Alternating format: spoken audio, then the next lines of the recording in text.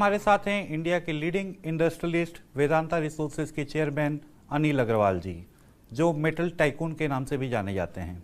अनिल अग्रवाल जी, ABP news पे आपका बहुत बहुत स्वागत है। आज हम इनसे बात करेंगे इनके पर्सनल लाइफ के बारे में, इनके प्रोफेशनल लाइफ के बारे में, इनके चैरिटी के बारे में और इनके बिजनेस के बारे में। सर, एक पटना से एक स्क्रैप डीलर बम्बई आता है, बम्बई से लंदन जाता है, ये जो पूरा आपका जर्नी है, इसको आप हमारे दर्शकों को समझाएंगे, जो अपने लाइफ में जो स्ट्रगलिंग फेज था और अभी आप बिलियनियर कैसे बने? हम लोग बिहार के हैं। बिहार यूपी में हम लोग एक ज़्यादा सोचते नहीं हैं, आगे बढ़ते जाते हैं। जो एक सपना देखने की हम लोग सबकी इच्छा रहती है और सपना हम लोग देखते हैं। तो मेरे को अभी भी याद है, 19 साल का था, मैंने कई बार बोला है 75 में, तो जब बीटी स्टेशन पे उतरा, 3 टायर में एक बेडिंग होती थी और एक लोहे का बक्सा होता था, लेके उतरे, कोई कम मौका मिला बम्बई आने का। जब बाहर निकले तो बॉलीवुड की मूवी दिख गई, वही बीटी स्टेशन दिखता था, वही टैक्सी दिखी और मैंने कहा कि हम लोग तो हनुमान जी को मानते हैं, तो बोले भाई हनुमान जी हम लोग को यहाँ रख लो, अब यहीं रहना है। तो ऐसा मन में विचार करके रहे और आगे बहुत तकलीफ़ें आई, लेकिन तकलीफ़ तो स्टेट ऑफ माइंड है, तकलीफ़ तो आती है और जाती है, लेकिन हम लोग की जो हिम्मत रहती है, हर जगह से निकल जाते हैं, आगे बढ़ते जाते हैं, रोज़ नई बात सीखते हैं। सड़क पे भी खा सकते हैं, 5 स्टार होटल में भी खा सकते हैं, अंग्रेजी नहीं बोलना आता है, धीरे धीरे वो भी सीख जाते हैं। तो करते आगे बढ़ जाते हैं और कोई गॉडफादर नहीं होता है तो एक अपॉर्चुनिटी हो जाती है। कोई भी अगर गॉडफादर रहते हैं, बड़े लोग रहते हैं, तो हरदम लगता है कि उनका नाम खराब हो जाएगा। यहाँ तो न मूछ है न पूछ है, तो अपने उसी में आगे बढ़ते चले गए और ईश्वर की कृपा रही, बहुत अच्छा लगा, आनंद आया, लाइफ की जर्नी बहुत अच्छी लगती है। फिर अमेरिका भी चले गए, अमेरिका भी रहे, हमारी लड़की का वहाँ जन्म हुआ, वहाँ भी कई साल निकाले। फिर उसके बाद लंदन तो इसलिए आना पड़ा, लंदन क्योंकि यहाँ पे पैसा नहीं मिल रहा था। तो मेरे को किसी ने बताया कि लंदन में अथाह समुद्र है पैसों का, अगर आप वहाँ जाके लिस्ट कराएंगे तो आपको, तो वहाँ चले गए। वहाँ जाके, यहाँ की कंपनी थी जो छोटी थी, 40-50 मिलियन से ऊपर बढ़ नहीं रही थी और अरमान बहुत बड़े थे। हम धर्म और कर्म, हमारे पिताजी ये 2 ही बात हमको सिखाए गए कि धर्म को हाथ में रखते हुए कर्म करते रहना और कभी भी डरना नहीं, लेकिन अपनी नम्रता को नहीं छोड़ना। देने वाला ईश्वर है, वो तुमको देगा। तो इन्हीं बातों से चलते चले गए और कभी सक्सेस मिली नहीं मिली। आप देखिए, $35 बिलियन वहाँ रेज़ किया। यहाँ वाजपेयी जी की गवर्नमेंट थी, उन्होंने उनके टाइम में हिंदुस्तान जिंक दिया, बाल्को दी, उसको एकदम जैसे पट्टे पे देवताओं को रखते हैं वैसे रख करके उसको आगे बढ़ाया और 20-20 गुना उस कंपनियों को बड़ा कर दिया। हमने क्या किया, करने वाला अगेन, लेकिन ये हुआ तो बहुत अच्छा लगता है। आज जर्नी बहुत अच्छी रही। एक ज़माना था कि बीवी और बच्चे चाहे रात में 2 बजे भी पहुँचो तो थाली लेके ऊँगती रहती थी मेरी बीवी, जब तक हम नहीं आते थे दोनों थाली में बैठ के खाते थे कि आज दिन अच्छा नहीं गया, बोले कोई बात नहीं, कल ठीक हो जाएगा। तो दोनों साथ में खाते थे। आज बड़ा मकान हो गया, बच्चे लोग इधर उधर चले गए, अब घर जाते हैं तो कोई स्वागत करने वाला नहीं है, तो 2 कुत्ता रखा है, तो वही लोग आके गले से लगता है, उन्हीं के साथ में हम अपनी खुशी बांटते हैं। ये नहीं किसी में प्यार कम हुआ है, पर जैसे जैसे टाइम आगे बढ़ता है समय बदलता जाता है। सर, अभी हमने देखा आपका एक ट्वीट जो कि हर्ष गोयनका ने किया था कि आप कैसे बॉलीवुड के गाना गा रहे थे। तो इतने down to earth chairman CEO हमने आज तक नहीं देखा, कोई प्रमोटर जो इतना डाउन टू अर्थ हो, आराम से बात करता हो। तो इसके पीछे अभी आप में वो चेंज नहीं आया कि आप लंदन में जाके इतने बड़े बिलियनियर बन गए, फिर भी अभी तक आप ग्रास रूट अपने वैल्यूज से अभी भी इतने इंटैक्ट हो? वो तो आप बोल रहे हैं तो हमको समझ में आता नहीं, तो हमको समझ में नहीं आता। हमको अभी भी लगता है कि वहीं पटना में बैठे हैं, वैसे ही लोग हैं, वैसे ही गाना बजाना कर रहे हैं। लेकिन जब काम का टाइम आता है तो ब्रिटिश प्राइम मिनिस्टर से बात करेंगे तो आपको विश्वास नहीं होगा कि इम्पैक्ट छोड़ के आएंगे, क्योंकि उस समय कहीं ना कहीं कुदरत कहीं ना कहीं एक शक्ति आ जाती है जो अपने काम की बात हम कह सकते हैं।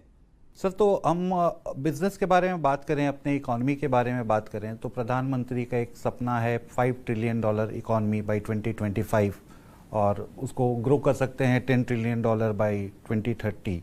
तो सर, ये जो कोविड-19 पैंडेमिक आया तो लोग कहते हैं कि 2 महत्वपूर्ण साल हमने इसमें गंवा दिए। तो टारगेट अभी हम लोग किस स्टेज पे हैं और वेदांता कैसे काम कर रहा है इस टारगेट को अचीव करने के लिए? वेदांता ग्रुप का क्या कंट्रीब्यूशन होगा इसमें? ब्लेसिंग इन डिस्गाइज भी लगता है कभी कभी, क्योंकि हम लोगों ने, हिंदुस्तानी लोगों ने इतनी नीचे तक, हमारी कुछ ज़्यादा एक्सपेक्टेशन नहीं होती है, तो हमने इसको सहा, इसको देखा और इस पीरियड में हम लोगों ने अपने आप को बहुत मजबूत किया है, बहुत मजबूत किया है। ये टेक्नोलॉजी का ज़माना आ गया और जिस बाउंस बैक के साथ में हमारी इकोनॉमी आई है, मेरे को लगता है कि कहीं दुनिया में ऐसी नहीं है। हमारे हर प्रोडक्शन एरिया में प्रोडक्शन आगे बढ़ा है। गवर्नमेंट बहुत अग्रेसिव हुई है, अग्रेसिव होकर सारी पॉलिसियों को सिंपल कर रही है, जिससे कि हमारे देश जो है पूरी दुनिया में गवर्नमेंट बिजनेस नहीं चलाती है, जो डेमोक्रेटिक कंट्री है। बिजनेस जो है कॉरपोरेट चलाती हैं। कॉरपोरेट में प्राइवेट नहीं करें, प्राइवेट 20% कर सकते हैं, 80% जो है वो शेयर जो है पब्लिक के पास रहते हैं। पब्लिक ही बोर्ड चुनती है और पब्लिक ही बोर्ड में से सीईओ चुनती है और सीईओ उस कंपनी को चलाता है। सारी दुनिया में वैसा ही है। आज भी आप देखें तो L&T आप देख लीजिए, ITC देख लीजिए, एंड दुनिया भर की कंपनी हिंदुस्तान में भी हैं, क्या चला रही है। हमारे देश में भी ऐसा क्यों नहीं हो सकता है? कुछ कंपनी प्राइवेट करें, कुछ कंपनियों को कॉर्पोरेटाइज भी करें। आज के दिन भी अगर हिंदुस्तान की जितनी कंपनियां गवर्नमेंट चला रही है उसको अगर आज के प्राइस में भी अगर वो बेचे तो उनको $1 ट्रिलियन उससे आ सकता है और ज़्यादा भी आ सकता है। सबसे ज़्यादा ज़रूरी है हमारा जॉब। हमारे यूथ जितने सक्षम हैं, हमारे यहाँ कल्चर है, आज भी माँ बाप से आंख मिला के बात नहीं कर सकते हैं। जो उनमें क्षमता है कहीं दुनिया में नहीं है। हमको यूथ के लिए जॉब क्रिएट करना है। जब तक इंडस्ट्री आगे नहीं आएगी, टेक्नोलॉजी के क्षेत्र में पूरी दुनिया में हिंदुस्तान ने आगे काम किया है, तो हमको लगता है कि प्राइवेटाइजेशन हो। हमारी धरती माँ, हम तो सिंहभूम एरिया के हैं, हम तो आज ये झारखंड और बिहार अलग हो गया, हम लोग तो साथ ही में थे। तो वहाँ भी हम लोग देखते थे कि क्या बोलते थे, हमारे यहाँ इतना बड़ा अबरख माइका होता था, वो माइका को निकालने नहीं दिया और आज देखिए हम लोग माइका को अंदर दूसरा अल्टरनेटिव चीज़ आ गया। तो आज हमारे पास क्या नहीं है।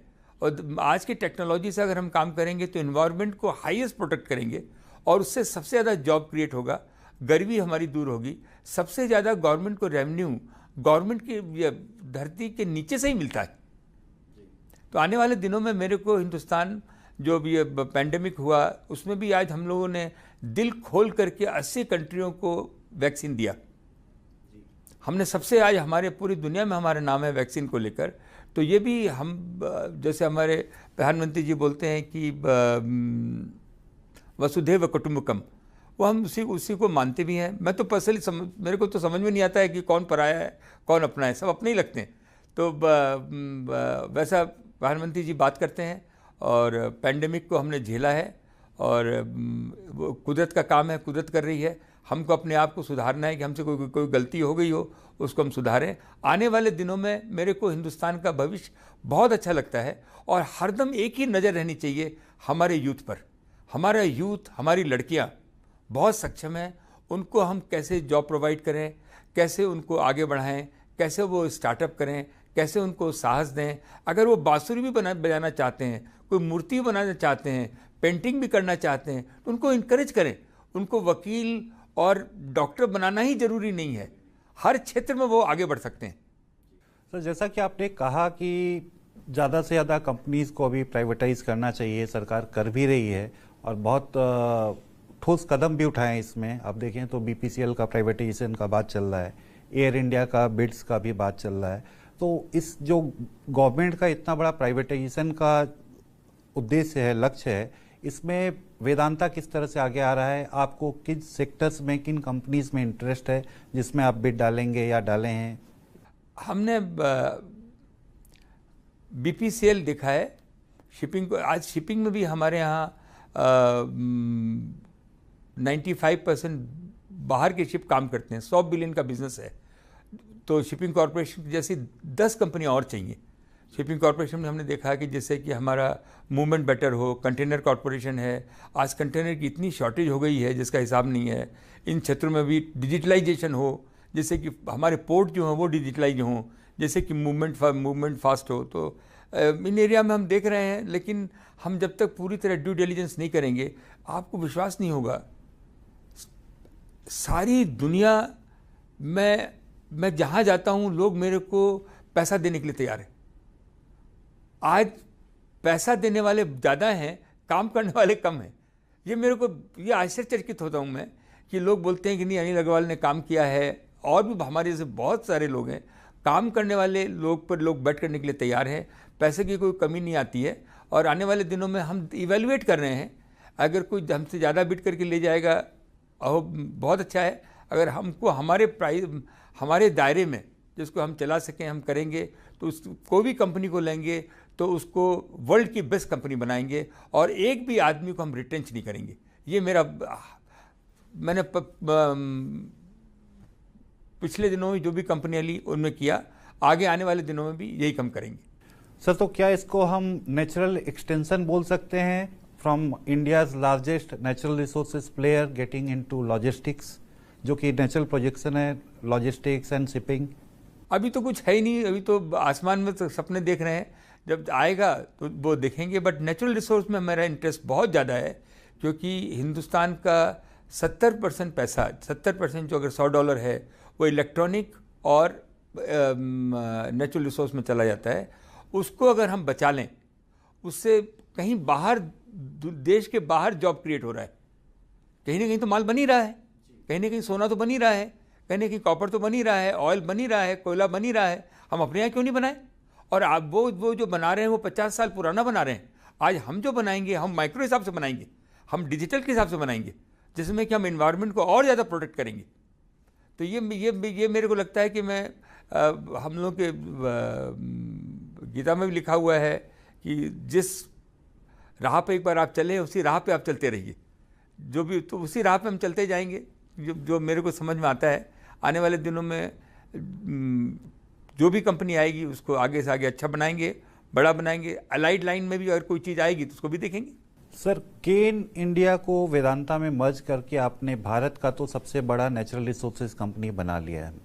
अब आप कंपटीशन करने जा रहे हैं ग्लोबल प्लेयर्स जैसे रियो टिंटो हो गए, उस लेवल पे जा रहे हैं, तो उसके लिए क्या रोड मैप है? मैं कोई स्पर्धा में नहीं जा रहा। आप भी समझिए, मैं एक ऐसी चीज़ बनाना चाहता हूँ जो कि 500 साल तक रहे। ऐसी चीज़ बने जैसे कि एक मंदिर और इसमें कोई फ़र्क नहीं रहे, जो कि हमारी फैमिली नहीं चलाए। मैंने, जैसे टाटा का भी मॉडल है कि 66% उन्होंने चैरिटी में दिया है। हम लोग बिहार के हैं, हम लोगों ने कहा कि 75% हम पब्लिक में देंगे, जो कि हम नंद घर बनाने जा रहे हैं। 8 करोड़ बच्चे हैं हिंदुस्तान में। बच्चों ने क्या गुनाह किया है जो उनको शिक्षा नहीं मिले? उन्होंने क्या गुनाह किया है कि उनको पौष्टिक आहार नहीं मिले, उनको कल्चर नहीं मिले कि कैसे कहा जाए? तो उसको लेकर मेरा बहुत ध्यान है कि हम नंद घर बना रहे हैं। तो वो उस दिशा में मेरा बहुत है कि ये कंपनी कैसी बने जो कि अपने आप चले। आज जब अपने आप चले और एक पूरी दुनिया में एक नाम हो कि हिंदुस्तानी कंपनी इतनी अच्छी तरह से भी चल सकती है, यही मेरा एक ध्येय है और इसी में मैं लगा हुआ हूँ। और आने वाले दिनों में आपको विश्वास होगा, ये कंपनी एक ऐसी कंपनी है जो कि run for the people, work for the people और work for the youth. Sir, तो वेदांता भारत में आने वाले कुछ सालों में कितना पैसा निवेश करेगी? कंपनी का रोड मैप क्या है? कैसे आगे बढ़ेंगे? कितना निवेश करेंगे? जो मेरे समझ में आ रहा है कि तेल के उत्पादन में, एल्युमिनियम के उत्पादन में हम जिंक के उत्पादन में, सिल्वर के उत्पादन में, हम आयरन ओर के उत्पादन में, हम लार्जेस्ट फाइबर ऑप्टिक जो हमारे प्रधानमंत्री जी का है कि हर मंडी में फाइबर ऑप्टिक से काम हो, हर एजुकेशन सेक्टर में फाइबर ऑप्टिक से काम हो, उन्होंने लाल किले पर से अनाउंस किया। और रिन्यूएबल हाइड्रोजन, इनमें हम आगे बढ़े। हमारी बहुत अच्छी कंपनी है STL, वो बहुत आगे बढ़ रही है। वो ये कंपनी है जो कंप्लीट 5G के ऊपर पूरा उसका ध्यान है। हम ग्लास बनाते हैं ताइवान में, कोरियन में, फैब और सेमीकंडक्टर, इसमें हमारा बहुत ध्यान है। सेमीकंडक्टर में मेरा दिल लगा हुआ है, फैब में मेरा दिल लगा हुआ है, जिससे कि हजारों फैक्ट्रियां लगे जो कि खुद की इलेक्ट्रॉनिक चीज़ें बना सकें। तो आने वाले दिनों में हम लोग तो उत्साह से बात करते हैं, देखिए हम उत्साह से बात करते हैं। हमारी इच्छा है $20 बिलियन हम अपनी कंपनी में निवेश करें। पैसे की कोई कमी नहीं है, लोग हमारे पीछे। हमने आज तक, आपको विश्वास नहीं होगा, अपनी सैलरी के अलावा हमने कंपनी से कुछ भी नहीं लिया और कभी भी अपना एक शेयर भी नहीं बेचा। हरदम इसी में लगे रहे कि हमारी कंपनी आगे बढ़े। सो $20 बिलियन इन्वेस्टमेंट, ये तो बहुत ही बड़ा एक रकम है। यदि आप बाइफरकेट करके बताएंगे कि किस बिजनेस में कितना इन्वेस्ट करेंगे? 25% हम करेंगे टेक्नोलॉजी में, हमारी टेक्नोलॉजी की कंपनी है, और 75% हम अपने natural resource oil and gas में सबसे ज़्यादा करेंगे। उसके बाद जिंक, एल्युमिनियम, कॉपर, इसमें हमारा बहुत ध्यान है। थोड़ा पैसा प्राइवेटाइजेशन में जाएगा। तो यही एक अनुभव से बता सकता हूँ मैं। सर, जैसा मोटा मोटी आपने कहा कि लगभग 5 बिलियन आप टेक्नोलॉजी में डालेंगे, मोस्टली आप देख रहे हैं सेमीकंडक्टर की तरफ। अभी ग्लोबल माहौल ऐसा बना हुआ है कि सेमीकंडक्टर का या चिप्स का ग्लोबली बहुत ही शॉर्टेज है, और इंडिया में मोदी जी भी चाह रही हैं कि मेक इन इंडिया हो, लोग आएँ यहाँ फैक्ट्री लगाएं। तो उसमें आप कुछ सोच रहे हैं? जी, हम ही तो हैं जो बनाते हैं वहाँ पे, और हम आगे बढ़ के इसको लगाएंगे सेमीकंडक्टर फैब की यूनिट। और इसको गवर्नमेंट की पॉलिसी आने वाली है। गवर्नमेंट बहुत फास्ट हुई है और आने वाले दिनों में हमारे ब्यूरोक्रेट भी बहुत अच्छा काम कर रहे हैं। यंग ब्यूरोक्रेट आ गए और वो बहुत फास्ट डिसीजन लेते हैं। और एक पोर्टल अभी हम हुआ है जिसमें कि आपको ह्यूमन टच ही ख़त्म हो गया, जिसमें कि आपको डिसीजन बहुत फास्ट होते हैं। हमारे फॉरेस्ट क्लियरेंस नहीं होते थे, माने 5-5 साल लग जाते थे। ये आप समझिए कि दुनिया चाहती नहीं है कि हिंदुस्तान में मैन्युफैक्चरिंग हो। लोग चाहते हैं कि ये एक मार्केट बना रहे जहाँ कि हम माल बेचते रहें। ये ब्रेक करना ही है, इसको ब्रेक करना ही है हमें। हिंदुस्तान को मैं माल, उनको अपॉर्चुनिटी है, आप हिंदुस्तान में आइए ना, आप हिंदुस्तान में पैसा लगाइए, आप हिंदुस्तान में हमारे यहाँ काम कीजिए, मैन्युफैक्चरिंग कीजिए। और हमारे यहाँ कोई भी डिविडेंड के ऊपर टैक्स नहीं है, आप डिविडेंड भेज सकते हैं। तो ये बहुत बड़ी अपॉर्चुनिटी है कि हिंदुस्तान में मैन्युफैक्चरिंग हो। तो इसी दिशा में हम देख रहे हैं। हम तो गंगा जी को बहुत मानते हैं, हाथ रख के कसम खा सकता हूँ कि कभी भी हम कोई ऐसा काम नहीं करेंगे जो कि देश के विपरीत हो, देश को इन्वायरमेंट का फ्लॉट हो, या हम किसी भी ऐसे काम में नहीं जाएंगे जो सही नहीं हो। How do you divide your time between your business, philanthropy and family? Family तो हम लोगों ने लिखा ही हुआ है कि शरीर जो है टेम्पल जैसा है, फैमिली जो है उसको आप ट्रस्टी हैं, उनको देखना है, बच्चों को पढ़ाना है, लेकिन वो अपने कर्म लेके आए हैं।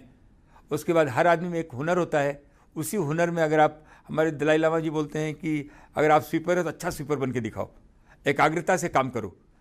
जो आता है उसको किया है, उसको आगे बढ़ा रहे हैं। एक इंस्टीट्यूशन बनाया है, एक ऐसा बड़ा जहाज़ बनाया है जो कि समुद्र में चला जाए, लोग उसको देखें। और मैं पब्लिक लाइफ में अगर कुछ कर सकूं, हमारे बच्चे हैं, 8 करोड़ बच्चे हैं, 2 करोड़ महिलाएं हैं। हमारे जो इन सब कामों में अगर मैं योगदान दे सकूं, अब जो काम भी मैं करता हूं वो भी अगर वो सोसाइटी के लिए ठीक नहीं है तो मैं नहीं करूंगा।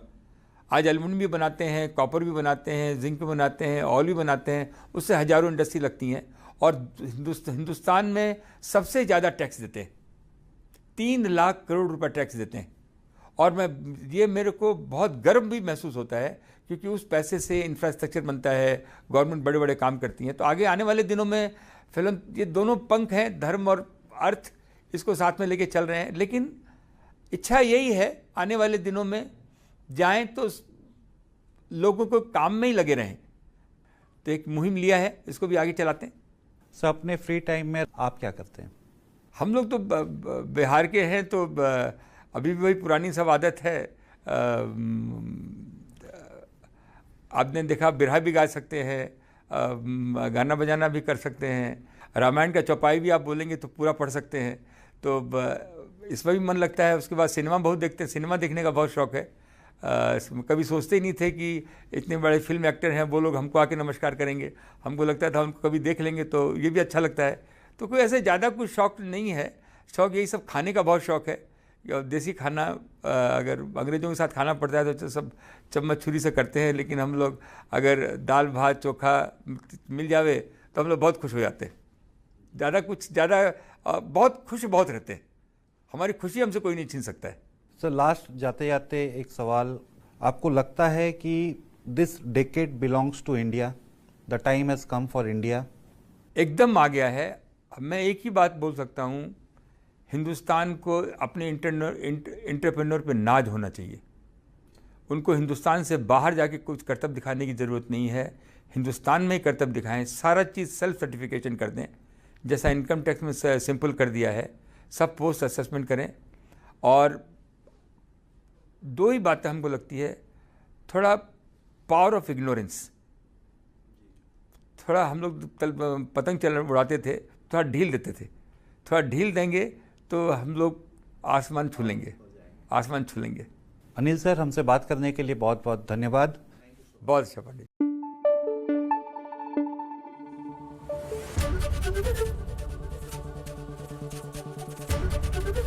एबीपी न्यूज आपको रखे आगे।